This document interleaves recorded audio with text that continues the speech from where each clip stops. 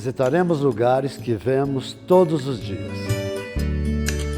Mas será que os enxergamos? O homem é a alegria do sim na tristeza do finito.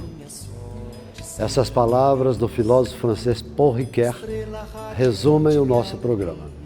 Lugares de memória. Que seja minha luz, na minha aldeia tem um sim que me avisa. O poeta americano Charles Bukowski disse que um poema é como uma cerveja gelada quando você está afim. E o que seria a cidade da boa cerveja? Seria Pilsen, na República Tcheca? Amsterdã, na Holanda? Seria a Udine, de Luigi Moretti? Por que não? Vamos acrescentar mais um verso nesse poema. Uma das cidades da boa cerveja também se tornou Ribeirão Preto. É essa a história que nós vamos contar. A história de Ribeirão Preto sempre esteve ligada ao café, todos sabemos. Mas o que poucos sabem, ou muito poucos sabem, é que a cerveja também acompanhou toda a história da cidade. No século XIX ainda, a partir de 1870, existiam várias fabriquetas, fabricação caseira, algumas, de cerveja. Em 1910, chegamos a ter 28 cervejeiros em Ribeirão Preto. Aí depois vieram as grandes fábricas que vão demandar um novo programa nosso. Mas o lugar onde nós estamos, existia uma cervejaria chamada Rapaziada, que tinha uma grande fama na cidade, onde a italianada toda se reunia. À época, metade da população era de origem italiana. E um deles foi o senhor Sabino Annunziato, que é bisavô do Caetano Barilari, profeta, que está conosco, e que vai nos falar um pouco dessa história no exato lugar onde estão aqui os hotéis, o Black Stream e o Stream Palace. Aqui é que existia a cerveja A Rapaziada. Caetano, como é que é a memória familiar de tudo isso? Bom dia, professor, bom dia a todos. Realmente, na última década do século XIX, a família de minha mãe, né, minha ascendência materna... Essa foto que está alternando com a imagem de hoje, da Rapaziada, é de 1891. 91, foi justamente a época que eles chegaram no Brasil. Não se tem uma data certeira, mas tudo indica que é começo da década de 90 mesmo. E assim que eles chegaram em Ribeirão, os Anunciatos, eles adquiriram, né, esses imóveis aqui. Onde estão os hotéis? Onde estão os hotéis. Inclusive, esse daqui permaneceu na família até o final começo da década de 70, já no século XX, né? E instalaram a cervejaria Rapaziada, meu bisavô, no caso, né? Sabino Annunziato. Sabino Annunziato. E, pelo que tudo indica, né, historicamente falando, eles fizeram o meu avô fez essa cervejaria mais para consumo próprio. E acabou virando um ponto de encontro. Acabou virando um ponto de encontro aí onde a italianada falando baixinho, jogando a morra e jogando dominó. Acabou virando um ponto de encontro dos italianos à época, né?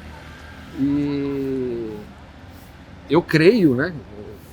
Eu não teria uma fonte assim na literatura, mas eu creio que a coisa deu tão certo que eles resolveram vender ao público, porque por essa foto nós temos uma noção de que a cerveja era vendida comercialmente. Tem uma afluência de público muito grande. Sim. E seria uma antecessor do Pinguim. Quem dera. E depois a minha avó Liseta, que vem a ser Liseta Annunziato, né, ela vem a ser filha do Sabino. Ela casou com meu avô paterno, Caetano Sebastião Barilari, e o meu avô Sabino, ele ele deu a casa de presente pro casal, né? Para a filha dele e pro meu avô Caetano, que permaneceram aqui, como eu disse anteriormente, até 1970, 69, quando vendeu os imóveis. Você herdou o nome do avô? O meu avô, inclusive do meu tataravô. Porque o pai em Do termos Sabino. do Barilari. Não, do Sabino não, em termos dos Barilari. Lado materno. No lado paterno, lado materno, que vem a ser o pai da minha mãe. Meu tataravô era Caetano também. Maravilha. Então é uma memória familiar muito longa sempre e agradável bom. de levar. Sempre bom.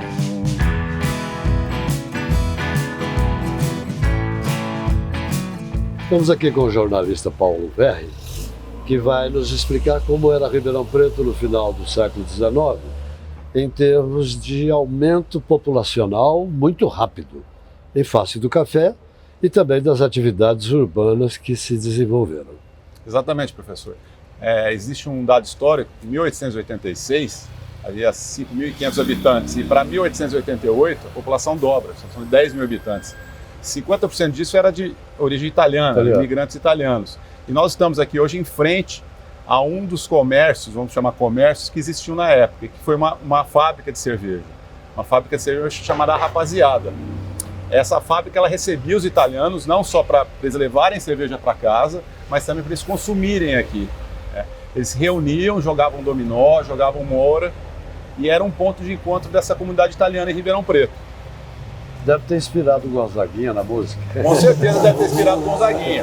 É um dos pontos marcantes da memória da história cervejeira de Ribeirão Preto, é essa esquina, que fica na General Osório com a Cerqueira César. Tá? E existem relatos dos historiadores que a animação era tamanha desses italianos que eles ouviam da calçada os jogos lá dentro, que eram regados a cerveja local. Um pouco e baixo. Falavam um pouco e baixo e se gesticulavam muito menos, né? Não se conseguia transitar dentro da sala de jogos. Não morriam afogados. Não morriam afogados, é isso.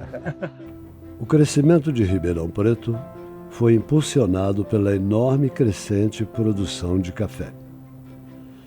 A qualidade superior da terra vermelha, que os italianos denominaram de terra rossa, acabou sendo pronunciada de terra roxa, indevidamente, é claro. A cidade foi denominada de a capital do café, pois chegou a liderar a produção mundial por décadas. Levas e levas de imigrantes chegavam pelos trilhos da Mogiana. No início do século XX, mais da metade da população era de italianos, mas vieram também portugueses, espanhóis, alemães e franceses em menor número. A dinheirama acelera a urbanização e a diversificação das atividades econômicas, notadamente no comércio, e proliferam as atividades artesanais e industriais. Uma delas foi a da produção de bebidas, xaropes, licores e, sobretudo, de cerveja. Como se pode ver nos quadros, pequenas cervejarias chegavam a 29 em 1910.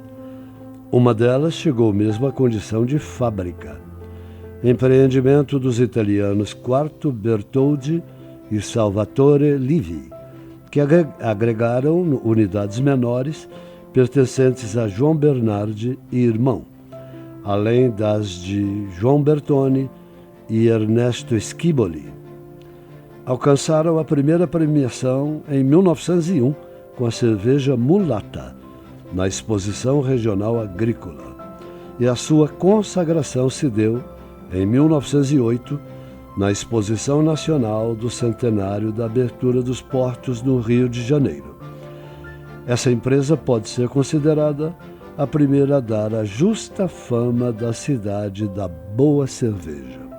Estamos aqui na confluência entre a Rua Capitão Salomão e a Marquês de Pombal. E, aos fundos, num prédio totalmente descaracterizado, existiu a primeira fábrica de cerveja de Ribeirão. Porque, na verdade, as fábricas eram caseiras, eram cervejeiros. Mas a primeira realmente que constituiu-se numa fábrica foi a Livi Bertoldi. Estamos aqui com o pesquisador de cerveja, Sr. Paulo Garcia de Almeida, que vai nos contar a história de uma empresa que atraiu a atenção de grandes cervejarias, porque logo depois grandes marcas vieram para Ribeirão Preto. A fábrica de Livi Bertoldi, ela inicia o processo cervejeiro em Ribeirão Preto. Com o fim da escravidão, os fazendeiros começaram a recrutar os imigrantes. Ribeirão Preto, no século XIX, recebeu a vinda de muitos imigrantes, principalmente italianos, alemães, portugueses. E como a cervejaria, como cerveja é um foco de Ribeirão Preto, o primeiro cervejeiro, a primeira cervejaria no aspecto industrial, comercializável as bebidas, foi Livi Bertoldi, 2 italianos que montaram essa cervejaria aqui em Ribeirão Preto. Essa cervejaria... Exatamente nesse lugar. Exatamente nesse lugar. Nos congressos, nos eventos internacionais, eles participaram com cervejas deles, tinham algumas marcas. As marcas normalmente eram em homenagem a grandes compositores. E uma das cervejas dele, que a produção deles, a Mulata, foi inclusive premiada com prêmio internacional. Foi a primeira cerveja em Ribeirão Preto com prêmio internacional. Exatamente. Ela foi premiada primeiro numa exposição da Companhia Agrícola, né, em 1901, e depois, na comemoração do centenário da abertura dos portos no Rio de Janeiro, ela ganha esse prêmio, né, internacional, né, a cerveja Mulata. Nós não temos nenhuma imagem do rótulo dessa cerveja, né? Infelizmente, não existe nenhum arquivo, nenhuma representação ou foto ou cópia desse, infelizmente, né? Porque ela foi muito importante para a história da cerveja de Ribeirão Preto. Então, a primeira característica industrial foi a Livi Bertoldi. Exatamente. Uma cervejaria que teve repercussão no estado de São Paulo, porque nessa época as primeiras cervejarias estavam sendo construídas. As cervejas do estado de São Paulo, principalmente São Paulo, já existiam a fase embrionária, que acabou sendo a Antártica. E a própria vinda da Antártica para Ribeirão Preto, que foi a primeira filial da Antártica no Brasil, se justificou em função da importância que a cerveja de Livi Bertoldi estava representando para a comunidade. Podemos dizer que aí começa a indústria cervejeira no Brasil em escala. Exatamente o início da cerveja em escala, com a Antártica aqui, mas fundamentada, né, em função desse excelente trabalho realizado por esses italianos que montaram essa primeira cervejaria em Ribeirão Preto. O senhor vê, como químico e como pesquisador, havia uma grande diferença da cerveja daquela época para a que nós consumimos hoje? Existia, com certeza, né? Porque equipamentos da parte industrial que atualmente são utilizados nas cervejarias não existiam naquela época. Um equipamento bastante importante na cervejaria é a pasteurização. E a pasteurização é um equipamento bastante grande, que tem um consumo de energia significativo. E naquela época não havia. Pelo próprio volume de produção, nem justificaria, né? Então, normalmente, sistemas de pasteurizações eram em tinas de água quente, né? Mas evidentemente então, se consumia a cerveja crua. Cerveja crua. Então, com certeza, o sabor alterou, né? Aí, exatamente, quando vieram as grandes marcas como a Antártica, aí inicia-se o processo de pasteurização. Exatamente. Toda a tecnologia, todo o conhecimento que a Antártica conseguiu em São Paulo, acabou ficando interessada em função dessa produção que tinha qualidade na época, nas devidas proporções, e a fábrica da Antártica veio para Ribeirão. Um dos motivos principais é justamente essa cervejaria do Livre É porque a Bertoldi. Livre Bertoldi praticamente criou um mercado que a Antártica vai aproveitar dele. Exatamente, e aproveitou muito bem, diga-se de passagem. O senhor trabalhou lá décadas, né? Trabalhei 30 anos na Antártica. No processo de migração, grande parte eram italianos, alemães, portugueses. E no meio dessa massa de pessoas importantes para a cultura de Ribeirão Preto, tinha um alemão chamado Jacob Boehmer. Esse alemão, ele passou por Campinas com a família, acabou montando uma cervejaria lá, uma micro cervejaria, estilo artesanal. Depois ele veio para Ribeirão Preto, no comércio. E a entrada dele no circuito cervejeiro se dá da seguinte maneira.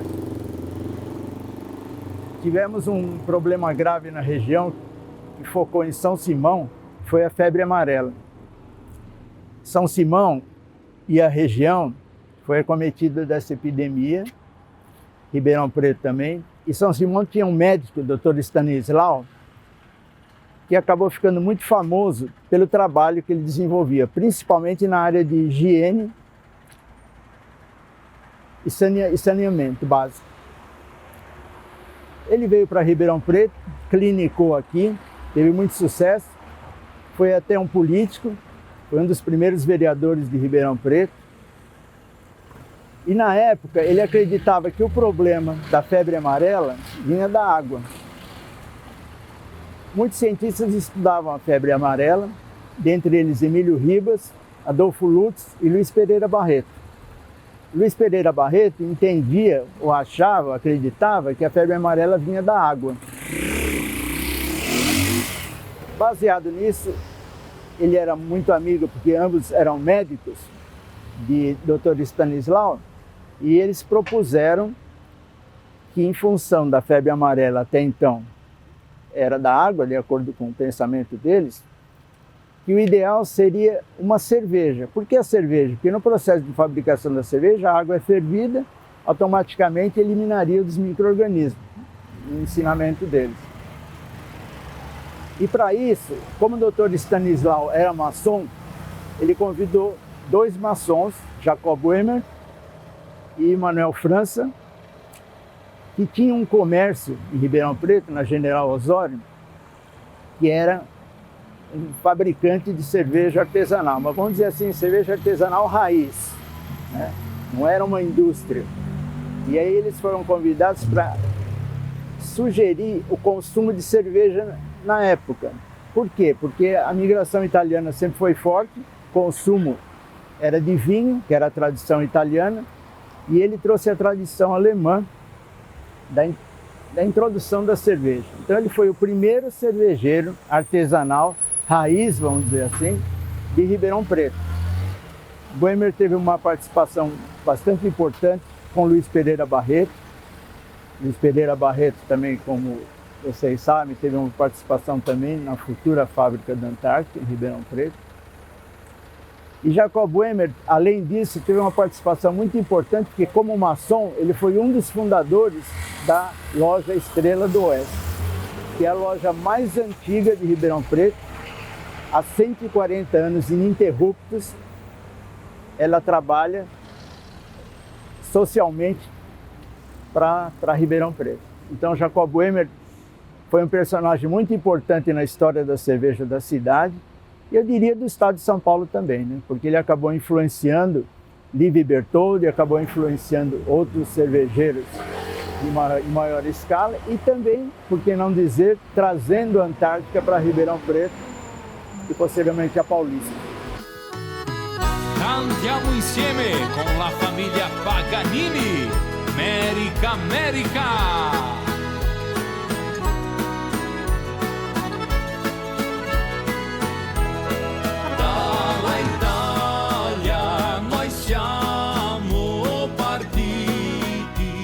O senhor Edmilson é um mestre cervejeiro de larga experiência e vai nos explicar, sinteticamente, como é o processo de fabricação da cerveja moderna, que vem da lei da pureza de Augsburgo de 1516. Pois não, Edmilson? Pois é, essa lei, né, a lei da pureza, Reinheitsgebot, nós nos inspiramos muito nessas premissas aí.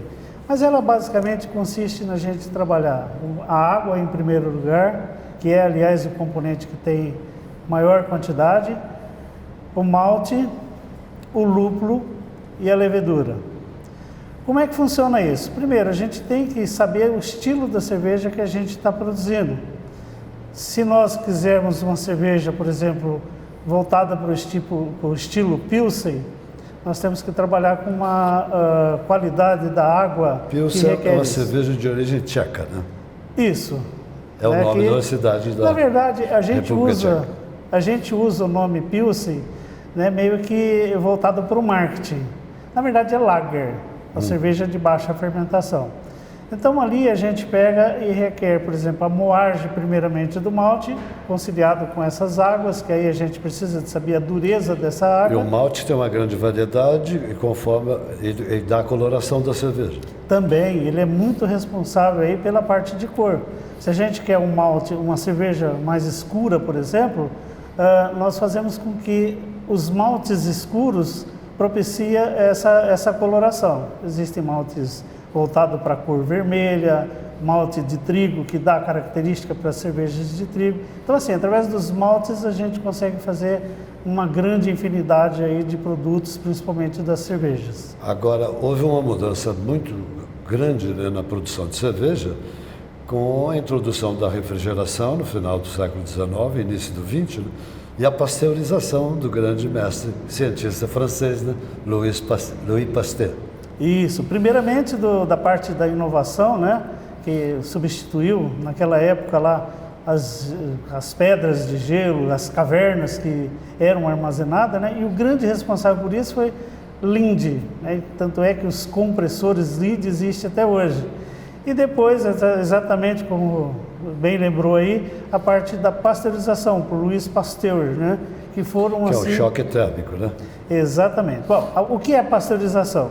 Consiste na gente pegar uma cerveja, né, uma cerveja crua. Essa cerveja a gente tem que passar por um choque de temperatura. Tem várias formas da Eleva e gente... abaixa, e esse choque é que permite... Na verdade, a gente invasa ela numa temperatura entre 0 e 2 graus Celsius. Logo em seguida, a gente passa isso para uma temperatura de 30 a 35 graus mais ou menos. Então já é um grande choque que o micro-organismo, né, que é o produto São ali eliminados. recebe. Dali a gente eleva até 60 graus. Na verdade, começa a contabilizar tudo nessa temperatura de 60 graus, porque ali existe uma equação, e isso vai uma curva exponencial, e o resultado disso a gente transcreve para UP, que é a unidade de pasteurização. Mas quanto tem que ser essa UP? Existe uma coisa que se chama fator de risco microbiológico, que é FRM. Isso está atrelado basicamente em conformidade que a gente precisa do produto. Então vai depender de aonde a gente vai armazenar, vai depender das condições, se é um lugar frio ou quente, por exemplo, a região de Ribeirão Preto é extremamente quente, né? Então a gente tem que trabalhar com uma... É por isso que os imigrantes, ao chegar aqui, optaram pela cerveja ao invés do vinho, né? Também tem isso. Porque até o inverno passa o verão aqui em Ribeirão. Exatamente. Então, essa unidade de pasteurização, ela está muito assim alinhada ao estilo de cerveja que a gente está fazendo e a forma que ela vai ficar armazenada. Mas é ela que garante a sobrevida, né, do produto. Por exemplo, a cerveja normal é em torno de 6 meses, quando é uma cerveja escura pode ir até 9 meses aproximadamente. E o mestre cervejeiro toma cerveja também? Eu sou estou um pouquinho já avantajado com a barriga, porque é uma pergunta que todo mundo faz. Cerveja dá barriga? Cerveja não dá barriga. Na verdade é o que a gente come, né, que faz todo esse perfil aí. Mas eu tomo sim, eu tomo cerveja, faz parte da degustação do dia a dia. Mas eu gosto muito de estar falando, treinamentos, até cursos mesmo que a gente faz, palestras, por exemplo, em algumas universidades, e tudo assim voltado para a parte de cerveja. Algumas vezes a gente fala de harmonização, outras vezes até da produção propriamente dita do mosto, porque daí Na verdade, o mestre cervejeiro, ele prepara a comida para que o vilão, né, aí que são as leveduras, possa fazer toda a metabolização. A levedura é a fermentação. É um micro-organismo. Quem faz a cerveja não é o mestre cervejeiro. São as leveduras pelo processo de metabolização, né, de pegar as proteínas, alto, baixo e médio peso molecular, faz toda essa transformação e aí é que a gente obtém o produto final. Edmilson, antes das grandes marcas, das grandes cervejarias que tivemos aqui em Ribeirão Preto, existiam pequenos cervejeiros, né, e pequenas fábricas. O processo, como era o processo antes da refrigeração e a pasteurização? Uma boa colocação. No passado, sabe-se, né, a cerveja hoje não se sabe ao certo, mas alguma coisa em torno de 6.000 anos, até 9.000 anos desde os de egípcios, os mesopotâmios, né? Isso, exatamente. E o mais interessante é que é pelas mulheres, né? Enquanto o homem se dedicava à caça, as mulheres cuidavam mais dessa parte de fabricação. E a cerveja veio da produção do pão, né? Também tem muito a ver, do trigo, que deixou ao acaso e surgiu a cerveja. Mas especificamente quanto à pergunta, o que acontece? É tudo um crescimento, é uma inovação. Então a gente tem as características, né, que depois nessa fase de modernização, o que acontece? Para fazer a cerveja é os mesmos ingredientes, malte, água, lúpulo e a levedura. O que acontece é que a própria água, né, se conheceu, se percebeu, que precisa de os parâmetros de dureza, ou seja, da própria terra, da própria atmosfera onde que está essa água, que ela vai para a atmosfera, condensa, cai em forma de vapor, agrega os sais, enfim, aí a gente tem a dureza que compõe essas águas. E depois o controle propriamente dito está na gente pegar e ter os processos, né, algumas vezes até industrializados, automatizados, melhor dizendo, mas assim, o princípio é fazer a moagem dos grãos, e tem até tecnologia para fazer isso, fazer essa composição do mosto, e a partir daí o que apareceu, né, que foi o que nós comentamos aqui antes, é a questão da gente inovar com os instrumentos. E hoje a gente tem até bastante coisa, né, o espectrofotômetro. Antigamente a gente fazia toda a medição do extrato, por exemplo, usando um densímetro.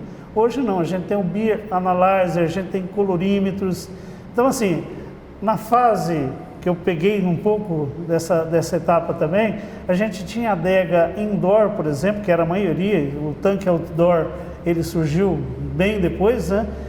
Depois desse controle da parte de refrigeração, de solução refrigerante, mas até então, na adega indoor, a gente pegava essas amostras, vinha para o laboratório, a gente tinha que coletar, fazer todo esse poder de análise aí, fazer as análises pertinentes, para daí a gente ter o controle da cerveja. Mas a produção da cerveja sempre foi a mesma, a tecnologia adicionou a melhoria do processo. O princípio sempre foi o mesmo. A gente que, conforme vamos evoluindo, a gente vai trabalhando para poder ter cada vez melhores cervejas. E não obstante, agora, recentemente, nós temos a nossa cerveja genuinamente brasileira, que são as Catarina Sours. Uma cerveja que até então o homem ficou aí muitos anos, né? Vários anos aí, falando que bactéria é um problema para a cervejaria. E continua sendo até os dias de hoje. Mas até que apareceu uma equipe e falou, não, vamos usar as bactérias para ter uma cerveja do estilo, por exemplo, ácida. E aí surgiu, e tem muita gente que é adepta a esse tipo de cerveja e que está pegando muito bem também para os climas aí, né, mais quente e tal. E é uma cerveja bem refrescante.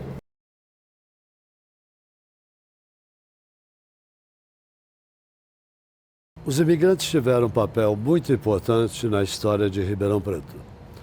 Primeiro vieram para trabalhar na lavoura de café, mas depois, desvencilhando-se do trabalho agrícola, se urbanizaram e vão se tornar empreendedores, artesãos, porque eles traziam uma larga experiência que já tinham na Europa. Pois bem, e houve também uma grande influência cultural. Dos italianos, por exemplo, nos jogos, o jogo de damas, o truco, a boccia, e o jogo da morra, que é uma coisa impressionante, com o barulho que faziam jogando a morra nos bares. Aliás, bares e botequins acabaram se tornando uma outra tradição ribeirão-pretana. América!